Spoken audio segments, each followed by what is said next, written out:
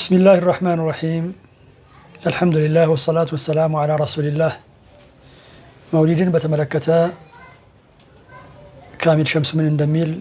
النسمة طبقين مولدي بقى علي بقام بدعنا وسنان وجد قضية وكوك الزابلاين وأحبتي في الله إنك ودتك عكن قداي تملسن من تشكاتشكو تلقوا النجر ما يتسلهاك أمنا بس زي نقر انقري ይህንን ቢድዓ የሚፈጽሙ ሰዎች እኩል ታይተዋል ከሚከለክሉት የሚከለክሉት ከሚፈጽሙት ያው የኢኽዋን መንሃጅ ይህንን ይመስላል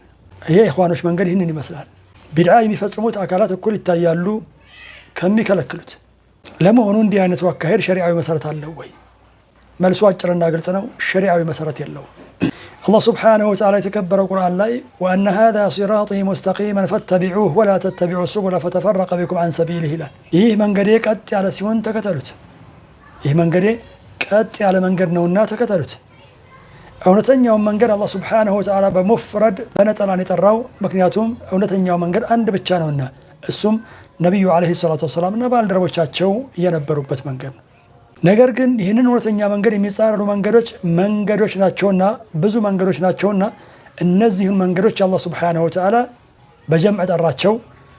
ሱቡል ብሎ ማለት ነው በተጨማሪ እነዚህን ሱቡሎች እነዚህን መንገዶች እኛን ከአላህ Subhanahu Wa Ta'ala መንገድ እንደሚለያዩ ግልጽ አድርጓል ለባሮቹ አላህ Subhanahu Wa Ta'ala ስለዚህ ኡማውን እየበታተነ ያለው ይሄው ነጥብ ነው አዳዲስ መንገዶችን ሱቡሎችን መከተል ነብዩ ሰለላሁ ዐለይሂ ወሰለም እና ባልደረቦቻቸው ያልነበሩበትን መንገድ መከተል እነዚህ ሰዎች ቢድዓን የሚፈጽሙ ሰዎች የተከለከለን ነገር ፈጽመዋል እዚህ ቢድዓ የሚከለክሉ አካላት ግን የታዘዙትን ነገር እየፈጸሙ ነውና እኩል ሊታዩ አይገባቸውም ይሄ ነውር ነው ነብዩ ሰለላሁ ዐለይሂ ወሰለም ሐዲታቸው ላይ من رأى منكم منكرا فليغيره بيده ያሉት ከናንተ ውስጥ ሙንከር የሆነን ነገር ያየ ሰው በእጁ ይቀይረው ያልቻለ በምላሱ ይሄንን ያልቻለ ሰው በቀልቡ ይጠራል እንዲህ አይነቱን ሙንከር ስለዚህ ከዚህ ቢድዓ የሚከለክሉት አካላት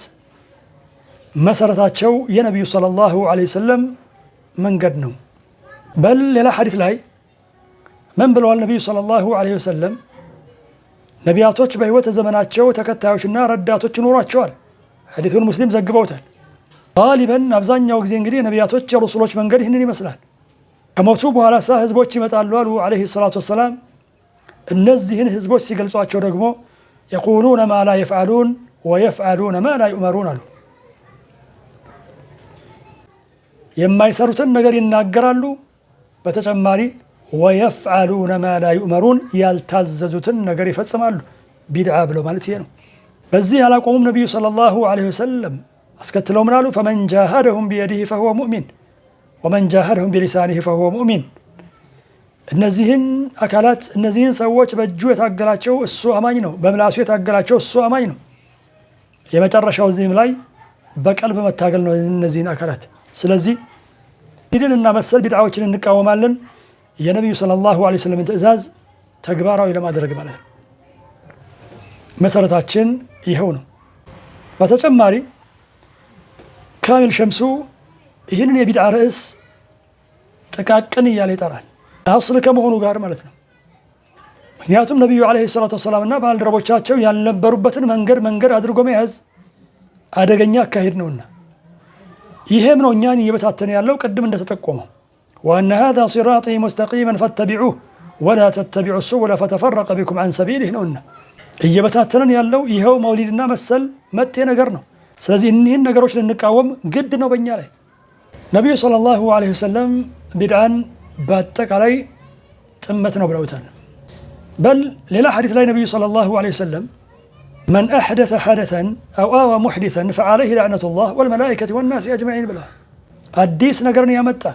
ይህ አዲስ ነገር እንደ ሁኔታው ወንጀል ሊሆን ይችላል ኢባዳ አምልኮ ሊሆን ይችላል ዑለማ እንደሚሉት